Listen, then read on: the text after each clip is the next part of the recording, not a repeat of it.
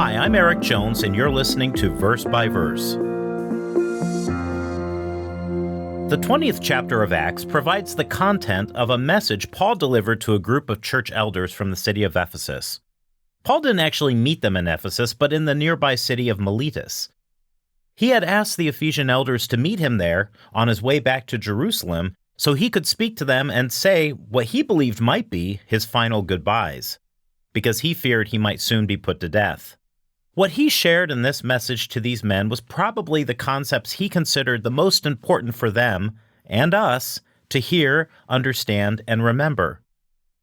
We don't have time to go through every verse in this message recorded in Acts 20, verses 17 through 35, but I hope you'll do that on your own time. But we do want to emphasize one small portion of that message, Paul's concluding words, the final thoughts he left with them. Let's read those thoughts in Acts 20, verse 35. I have shown you in every way, by laboring like this, that you must support the weak. And remember the words of the Lord Jesus Christ, that he said, "It is more blessed to give than to receive."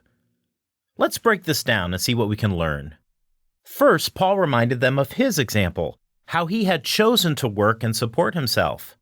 Now, even though Paul had every right to live off of the tithes and offerings from the church, at times he chose not to do that and instead worked to support himself. He did this for various reasons, but the reason he points out here was to set an example for others. He saw that some members struggled with laziness. So by working hard, he was setting an example that Christians, if they are able, should labor to support themselves, instead of becoming a burden to others. But Paul then pointed out that work has a greater importance than just that. It goes beyond just supporting ourselves. We should also work to have the resources to help and support others. Or, as Paul worded it, you must support the weak. As we all know, people can have physical weaknesses that prevent them from supporting themselves. By working hard, we can help support others who are unable to do so on their own. A Christian should be conscious of the needs of others, especially those in their own family, and provide help and support when it is needed. But supporting the weak isn't just limited to financial support.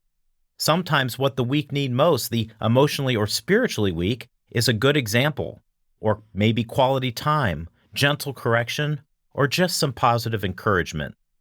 There's a lot we can get out of that phrase, support the weak.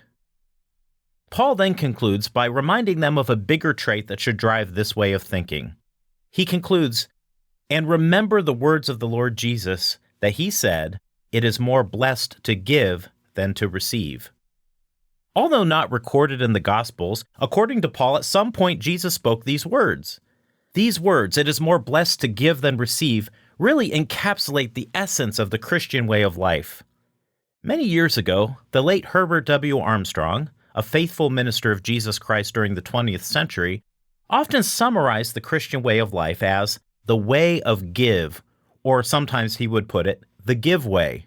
Whereas the world around us is guided by selfish thinking, which is driven by the principle of get, God's way of living, he emphasized, is driven by the principle of give, which itself is an outgrowth of godly love, outgoing concern towards others.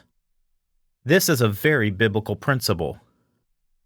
That simple way of framing the two basic ways of living, give versus get, has had a profound effect on many people's lives, including my own.